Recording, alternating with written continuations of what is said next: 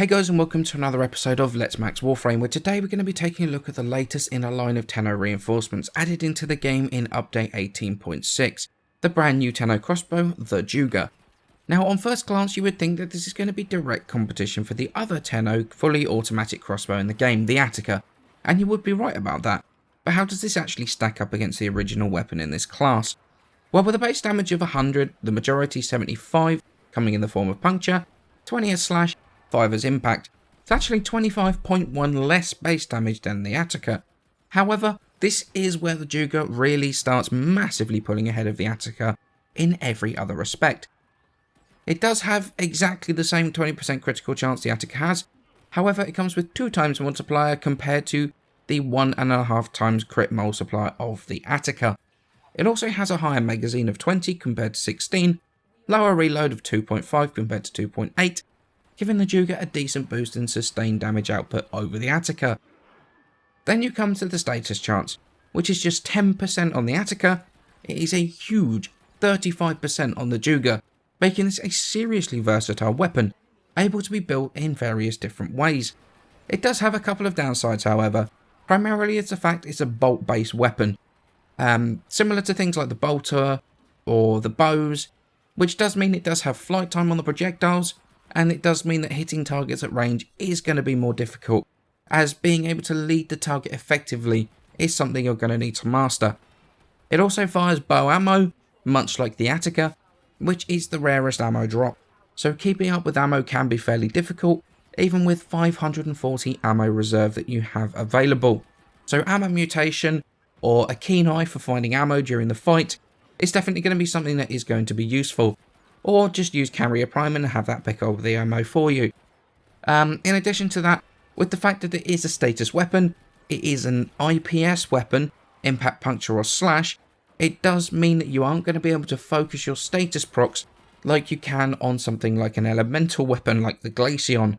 So proccing something like corrosive or viral is going to be more difficult than on a toxin based elemental weapon, for example. Okay, so let's move on to starting to mod the Zhuge. Now, it does come with a V polarity as standard, however, we're going to add 4 former. Well, at least I added 4 former for maximum flexibility in terms of our build. Now, for this build, we're going to go Serration for damage, Split Chamber for multi-shot, Shred for increasing the fire rate, as well as Punch Through. Now, I've seen a lot of people sort of say whether Punch Through is necessary or not. I've seen a lot of people tell me that enemies don't line up enough for this to be worth it. I'm sorry, but they do. Enemies constantly line up, whether it be for going through doors or even just in general. They are seemingly always in a line. So having Punch Through for me, at least, is an absolutely essential mod. So we're also going to go Point Strike for crit chance and Vital Sense for crit damage. Now for our build, I'm going to go with a hybrid sort of crit status build, much like I would do on something like the Krakata.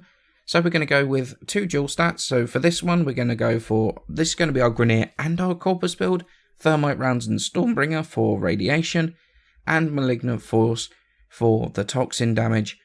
Now, I've really started to favour, radiation and viral or radiation toxin for the Corpus.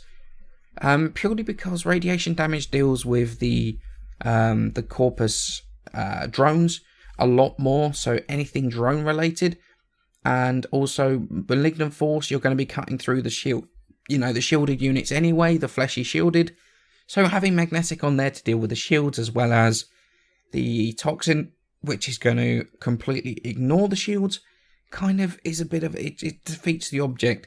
So I'd rather be a sort of a more broad damage profile against the Corpus, rather than focusing on the fleshier stuff, which you're going to be cutting through the shields anyway. So really, I've gone very much, and to be honest, even now, Radiation is one of the best status procs, and Malignant Force, bringing up the Toxin proc as well, is absolutely fantastic. So I'm really favouring Radiation Toxin, Radiation Viral for the Corpus right now, rather than Magnetic Toxin like I have been using before. For the Void, obviously it's going to be your standard sort of high voltage infected clip and thermite rounds for the corrosive and heat. And then if you switch out high voltage for rime rounds, Then you've got viral and heat for the for the corrosive projection void, which is going to be the best for this. And I'm going to talk a little bit later on in the video about why I put that extra former in there. It just gives, like I say, more flexibility for the builds. So do I think the Zhuge's worth the time and effort to max? And the answer is yes, I do. Provided that firstly, you liked the Attica, since this feels literally exactly the same to play. There is no difference in between the feel between the two weapons. So if you didn't enjoy the Attica, you will for sure not like this. And secondly, if you can put up with the screen bobbing up and down constantly while you fire. Seriously, I felt like I was playing on a trampoline while firing this thing. But if you can put up with these two things and know how to deal with, leading targets and judging fire rate and things like that, then the Zhuge is a very solid weapon and a straight up upgrade to the Attica. Naturally, you can still do the other stuff that people use the Attica for as well, such as equipping Thunderbolt, jumping on Mirage, and carpet bombing everything to blow up all, low level enemies. Not the most effective or the most efficient at high level, but naturally it's a bunch of fun for speedrunning lower level content. Because let's be honest, Mirage can make the worst things look amazing, especially with her damage buff from Eclipse. So while I wouldn't use Thunderbolt normally, running it on Mirage is actually not a bad idea. The best thing about the Zhuge though is how versatile it is. You can mod it for full crit if you wanted to. You could use the third mod slot for something like bladed rounds instead of 3 elementals, or you could go with the sort of crit status hybrid that I've got with a 90% elemental instead of the third dual stat.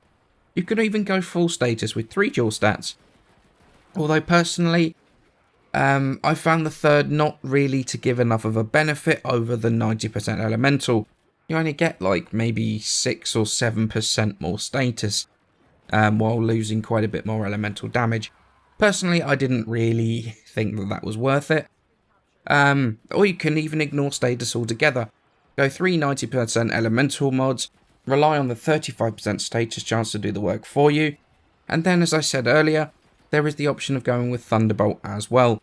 So you can really tailor this weapon to your own personal playstyle. Now personally, I'm not going to use bladed rounds on there purely because for me, the critical chance is not high enough to stack more into crit damage. That mod slot for me could be used better for something else.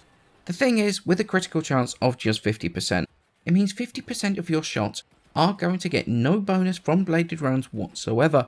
So for me, a Bane mod or another elemental which is going to affect every single shot is going to be way more effective, especially at higher levels when you stop killing anywhere near as effectively.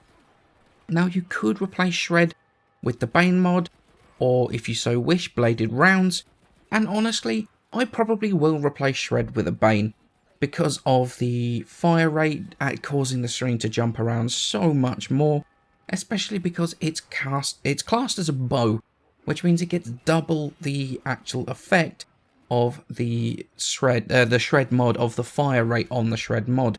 So it's definitely going to be down to personal preference. I personally will not use bladed rounds, however that doesn't mean it's not a good option. Just try it out, see which you feel works best for you, and then go with that. So the Zhuge, well, it's definitely not top tier, but it is definitely above average. So the Zhuge, while it's definitely not top tier, it's definitely above average. Massively customizable, looks fantastic, and is actually pretty fun to play with. It's a decent weapon, and at Mastery Rank 0, it's not a bad weapon to pick up fairly early on in the game, especially if you can farm the 2 Nitane and 2 Argon very early on. Well worth taking a look at, and well worth a few former. I've had quite a bit of fun with it, despite that screen bobbing up and down like crazy. As always guys, many thanks for watching, and I shall see you in the next episode.